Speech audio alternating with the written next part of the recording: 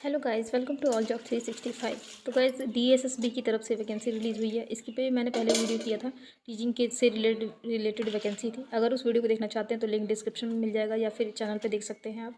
अभी उसकी date start अभी नहीं हुई है ऑनलाइन एप्लीकेशन, तो अभी डेट है तो आप देख पाएंगे, ठीक है। अभी उसके अलावा जो भी पोस्ट है उसका डिटेल एडवर्टीजमेंट जारी कर दिया गया है, तो उसको हम इस वीडियो में कवर करेंगे। जिसमें जो पोस्ट हैं वो एलडीसी के लिए है, जूनियर असिस्टेंट है, स्टेनोग्राफर ग्रेड 1 ग्रेड 2, और इसके साथ लोअर डिवीज़न क्लर्क कम टाइपिस्ट और जूनियर स्टेनोग्राफर, इन सभी की पोस्ट के लिए रिगार्डिंग वैकेंसी है। इसमें सबसे अच्छी बात यह है कि इसमें सिर्फ 12th पास मांगा गया है। इसके साथ ही अगर टाइपिंग का जो पोस्ट है उसके लिए टाइपिंग मांगा गया है। अदरवाइज़ टाइपिंग का भी आपको इसमें कोई भी जैसे होता है ना सर्टिफिकेट वगैरह टाइपिंग के लिए, तो वो चीज़ भी इसमें नहीं मांगी गई है। तो ये बहुत अच्छी अपॉर्चुनिटी है अगर आप किसी भी स्ट्रीम से 12th पास है। और एक और चीज़ बहुत अच्छा है क्योंकि इसमें मार्क्स का कोई रोल नहीं है कि आपका 12th में 50% हो या 55% हो तो ही अप्लाई कर सकते हैं। कितना भी परसेंटेज हो आपका, आप यहाँ पे अप्लाई कर पाएंगे, तो ये बहुत ही अच्छा है।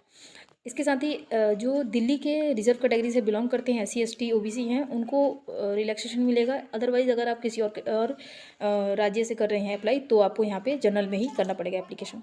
तो पोस्ट भी अच्छी खासी हैं। तो चलिए हम आगे वीडियो को डिटेल जो है भी उसको कवर कर लेते हैं। इसके साथ ही अगर चैनल पे पहली बार आए हैं तो प्लीज़ सब्सक्राइब जरूर कर लीजिए चैनल को, क्योंकि आपको इस चैनल पे इसी तरीके की वैकेंसी से रिलेटेड जो है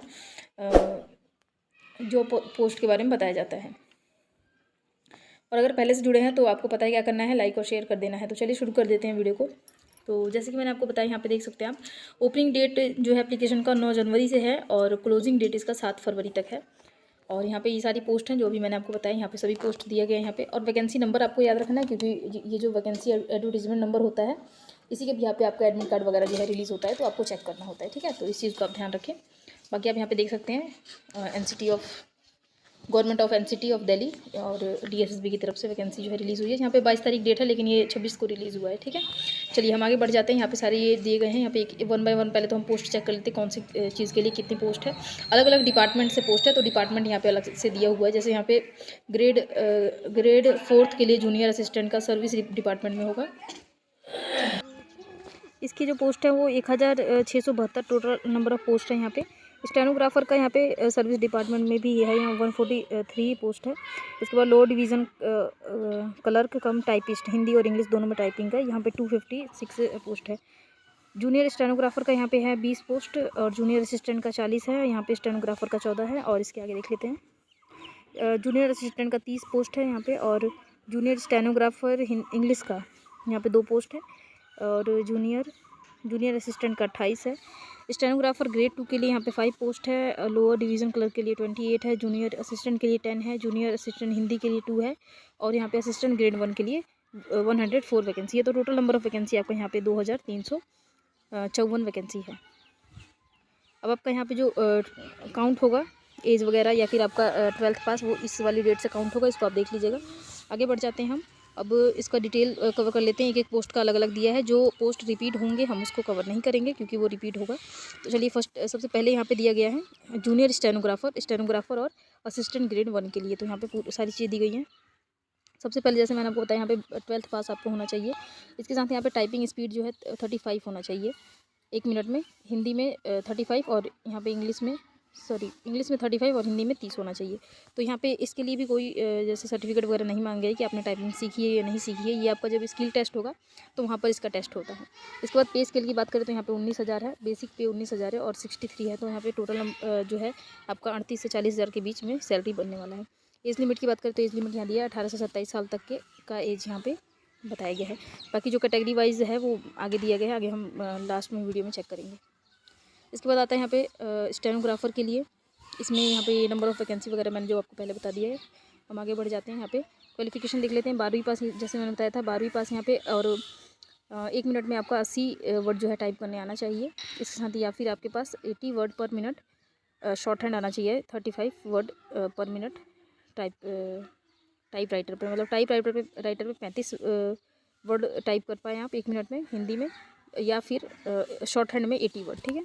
इसके बाद यहाँ पे डिज़ायरेबल वगैरह में कुछ नहीं है। यहाँ पे पे स्केल यहाँ पे 25,000 जो है बेसिक है आपका। और यहाँ पे पूरा मिला करके 44,000 तक का आपका पे बनने वाला है। यहाँ पे एज की बात करें तो 18 से 27 साल तक की एज है।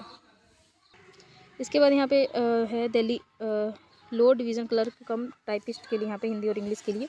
तो यहाँ पे भी जो इसेंशियल क्वालिफिकेशन है उसमें आपका 12th पास होना चाहिए, किसी भी स्ट्रीम से हो सकता है 12th पास। इसके बाद टाइपिंग स्पीड ऑफ 35 वर्ड पर मिनट। इंग्लिश में 35 शब्द आप 1 मिनट में टाइप कर पाएँ और 30 शब्द हिंदी में टाइप कर पाएँ। और इसके अलावा बाकी यहाँ पे जो दिए गए इसको आप देख लीजिएगा। इतना ही है आपके पास, और कोई यहाँ पे कोई भी सर्टिफिकेट या फिर किसी भी तरीके कोई मार्क्स नहीं कहा गया है कि इतना मार्क्स होगा तो ही अप्लाई करना है। पे इसके लिए यहाँ भी अच्छा है, 19,000 से लेकर इतना है, तो आपका 38,000 के करीब आपका पूरा जो सैलरी है वो बनेगा। यहाँ पे एज लिमिट की बात करें तो यहाँ 18 से 27 साल तक की एज लिमिट है। इसके बाद आगे हम देख लेते हैं जूनियर स्टेनोग्राफर के लिए वैकेंसी में क्या यहाँ पे इसेंशियल क्वालिफिकेशन दिया गया है। जो सीनियर सेकेंडरी दिया गया है वही 12th पास होना चाहिए। इसके पास proficiency in shorthand typing आपको आनी चाहिए, और एटलीस्ट स्पीड इसमें लिखा हुआ है, तो स्पीड आपका होना चाहिए यहाँ पे 40 वर्ड पर मिनट। डिज़ायरेबल है, यहाँ पे जो डिज़ायरेबल होता है उसकी खास ज़रूरत नहीं होती है तो भी ठीक है, नहीं है तो भी चलेगा। इसके बाद यहाँ पे पे स्केल देख सकते हैं, यहाँ पे 25,000 रुपये पे स्केल है, तो टोटल जो है पे बनेगा आपका 44,000। इसके बाद यहाँ पे एज लिमिट है आपका 18 से 30 साल तक की एज है, बाकी सब में 27 है, यहाँ पे 30 साल है। आगे हम वीडियो में ये भी देखेंगे कि कैसे आपका मोड ऑफ सिलेक्शन रहने वाला है, एग्जाम होगा तो कौन कौन से सब्जेक्ट से वहाँ पे क्वेश्चन वगैरह पूछे जाएंगे, ये सारी चीज़ें हम इस वीडियो में आगे कवर करेंगे। इसके बाद यहाँ पे जूनियर असिस्टेंट में करना चाहते हैं अप्लाई, तो यहाँ भी 12वीं पास आपका होना चाहिए। इसके बाद टाइपिंग स्पीड होनी चाहिए यहाँ पे 35 और 30, और कुछ इसमें नहीं मांगा गया है। पे स्केल आप यहाँ पे देख सकते हैं, पे स्केल भी वैसे अच्छा है, और यहाँ पे एज लिमिट जो है वो 18 से 27 साल, इसमें भी पे स्केल आपका 38,000 के करीब बनने वाला है। इसके बाद आता है स्टेनोग्राफर का, भी हमने देखा था स्टेनोग्राफर का, तो इसको हम रहने देते हैं। उसके बाद यहाँ पे जूनियर असिस्टेंट का भी देख लिया है हमने। यहाँ पे देख लेते हैं जूनियर असिस्टेंट इंग्लिश का दिया गया है, तो इसमें भी आपका 12th पास होना चाहिए, और इसेंशियल क्वालिफिकेशन में शॉर्ट हैंड स्पीड 100 वर्ड पर मिनट होना चाहिए। शॉर्ट हैंड में आपको जो है शॉर्ट हैंड सीखा हो आपने, और 100 वर्ड पर मिनट आपका होना चाहिए, और टाइपिंग स्पीड जो है 40 वर्ड पर मिनट होना चाहिए। इसके बाद इसमें पे स्केल 25,000 है, तो यहाँ पे आपका कम से कम जो सैलरी है 44,000 के करीब बनेगा। इसके बाद यहाँ पे एज लिमिट की बात करें तो 18 से 27 साल तक की एज है। रिलैक्सेशन हम लास्ट में देखेंगे, अलग से दिया गया है रिलैक्सेशन अलग दूसरे पेज पे। अब यहाँ पे देखते हैं हम किस चीज़ की ये दिए गए हैं। ये जूनियर असिस्टेंट का है जो हमने पहले देख चुके हैं, फिर भी देख लेते हैं, एक बार 12th पास है, और साथ में यहाँ पे टाइपिंग स्पीड आप यहाँ पे देख ही सकते हैं। इसके बाद यहाँ भी बेसिक पे वगैरह वही सेम है, और ये है स्टेनोग्राफर ग्रेड 2 का, तो इसको चेक कर लेते हैं एक बार। 12th पास होना चाहिए, 80 वर्ड पर मिनट आपका टाइपिंग स्पीड होनी चाहिए, यही चीज़ इसमें दी गई है। इसके अलावा बेसिक नॉलेज ऑफ कंप्यूटर है, लेकिन ये डिज़ायरेबल है, हो तो भी ठीक है, ना हो तो कोई आपसे यहाँ पे सर्टिफिकेट वगैरह नहीं मांगा जाएगा। पे स्केल 25,000 है, तो 44,000 के करीब आपका नेट सैलरी बनेगा। यहाँ पे 18 से 27 साल एज है। इसके बाद आ जाता है लोअर डिवीज़न क्लर्क का, तो इसको चेक कर लेते हैं एक बार। यहाँ पे 12वीं पास होना चाहिए आपको, साथ में यहाँ पे टाइपिंग स्पीड ऑफ 35 वर्ड पर मिनट। इंग्लिश में 35 वर्ड, और हिंदी में 30 वर्ड आपका पर मिनट आप टाइप कर पाए, इतने आपका टाइपिंग स्पीड होना चाहिए। इसके बाद पे स्केल यहाँ पे एक्सपीरियंस कुछ भी नहीं है। पे स्केल यहाँ पे 19,000 है, तो 38,000 बनेगा आपका। यहाँ पे एज है 18 से 27 साल। इसके बाद जूनियर असिस्टेंट का हम पहले देख चुके हैं, इसको नहीं देखेंगे हम। इसके बाद जूनियर असिस्टेंट हिंदी के लिए, जो इंग्लिश के लिए था उसी तरह से यहाँ हिंदी के लिए है। पहला तो यहाँ पे 12th क्लास होना चाहिए आपका। उसके बाद स्किल टेस्ट में लिया जाएगा आपको, उसमें ये होना चाहिए डायरेक्शन 10 मिनट, और ये 80 मिनट पर वर्ड हिंदी में होना चाहिए। इसके अलावा 65 MTS। इसके बाद और type writing test in the Hindi language में 30 वर्ड पर मिनट होना चाहिए, तो ये देख लीजिएगा। डिज़ायरेबल यहाँ पे बैचलर डिग्री है तो भी ठीक है, ना हो तो भी ठीक है। यहाँ पे 25,000 रुपये तक का यहाँ पे बेसिक पे बनेगा आपका, तो जो सैलरी है वो 44-45,000 बनेगी। 18 से 27 साल तक का एज होना चाहिए आपका। इसके बाद दिया गया है यहाँ पे असिस्टेंट ग्रेड 1 के लिए, यहाँ भी सीनियर सेकेंडरी आपका होना चाहिए। Should pass the typing English जो टाइपिंग टेस्ट लेंगे वो लोग, उसमें आपको पास करना है, ये चीज़ यहाँ पे दी गई। इसके अलावा यहाँ पे स्केल 19,000 से है स्टार्टिंग, तो 38,000 आपका बनेगा। एज लिमिट 18 से 27 है, सेम है एज लिमिट, ज़्यादातर में किसी में चेंज है। तो ये सारी चीज़ें ख़त्म हो गई। यहाँ पे देख लेते हैं एलिजिबिलिटी क्राइटेरिया, तो ये भी कुछ दिया गया जो इंडिया का सिटीजन हो वगैरह वगैरह, तो ये चीज़। हाउ टू अप्लाई, तो अप्लाई का अभी लिंक आया नहीं है, जब भी आ जाएगा तो आपको इस चैनल के माध्यम से अप्लाई दिखा दिया जाएगा कि कैसे आपको अप्लाई करना है। तो चैनल को सब्सक्राइब कर लीजिएगा, जैसे ही ये रिलीज़ होगा लिंक एक्टिवेट होगा इसके साइड पे, तो आपको इस चैनल के थ्रू बता दिया जाएगा। इसके बाद यहाँ पे कैसे कैसे अप्लाई करना है, यहाँ पे कुछ पॉइंट्स दिए गए हैं। इसको आप जब अप्लाई करेंगे तब यहाँ पे फ़ीस देख लेते हैं। अगर आप जनरल कैंडिडेट हैं, पुरुष हैं, तो 100 रुपये फ़ीस लगेगा। इसके अलावा जो भी वुमेन है, किसी भी कैटेगरी से बिलोंग करती हो या फिर SC ST वगैरह है, तो इनके लिए कोई भी फ़ीस नहीं है। तो एग्जामिनेशन स्केड्यूल यहाँ दिया गया है, इसको हम चेक कर लेते हैं एग्जामिनेशन कैसे लिया जाएगा। तो यहाँ पे देख सकते हैं 200 नंबर का क्वेश्चन 2 घंटे के लिए होगा, 200 नंबर का क्वेश्चन। इसके बाद यहाँ पे जनरल अवेयरनेस से 35 नंबर का, मेंटल एबिलिटी और रीजनिंग से 35 नंबर का, न्यूमेरिकल एबिलिटी और डेटा से आपका 35 नंबर का, टेस्ट ऑफ हिंदी लैंग्वेज और इंग्लिश लैंग्वेज दोनों से 35 नंबर का। इसके अलावा बेसिक जो फैमिलियर विद कंप्यूटर वगैरह जिसके लिए भी अप्लाई कर रहे हैं उसके हिसाब से 25 नंबर का आपका यहाँ पे आने वाला है। तो टोटल जो है 200 क्वेश्चन आएगा, 2 घंटे का टाइम दिया जाएगा आपको। इसके अलावा देख लेते हैं हिंदी और इंग्लिश दोनों में ही होगा, हिंदी और इंग्लिश लैंग्वेज में एग्ज़ाम होगा, जिसमें भी आपको कंफर्टेबल है उसमें आप यहाँ पे आंसर कर सकते हैं। इसके अलावा यहाँ पे नेगेटिव मार्किंग भी यहाँ पर है, तुक्का नहीं लगा सकते हैं। नेगेटिव मार्किंग आपका 0.25 है। अगर आप 4 क्वेश्चन गलत करते हैं तो आपका 1 नंबर कट हो जाएगा। स्किल टेस्ट वगैरह होगा, जिसमें स्किल टेस्ट मांगा गया है उसमें आपका स्किल टेस्ट लिया जाएगा। जैसे टाइपिंग है तो टाइपिंग करवा के देखा जाएगा कि आप उतना कर पा रहे हैं या नहीं। इसके अलावा मोड ऑफ़ सिलेक्शन यहाँ पे दिया गया है। मोड ऑफ़ सिलेक्शन में वही होगा आपका नंबर के हिसाब से, और यहाँ पे बेसिक नंबर दिया गया उसको हम देख लेते हैं। यहाँ पे अगर आप जनरल से या EWS से आ रहे हैं तो आपका 200 में से 40% लाना ज़रूरी है। अगर 40% से कम होगा तो सीट खाली भी रह जाए तो भी आपका सिलेक्शन नहीं होगा। अगर 40% है तो अगर कट ऑफ कम जाएगा तो 40% पे वाले ही क्वालिफाई करेंगे। यहाँ पे OBC दिल्ली का अगर है तो 35% होना चाहिए, SC ST है, PWD है तो 30% होना चाहिए।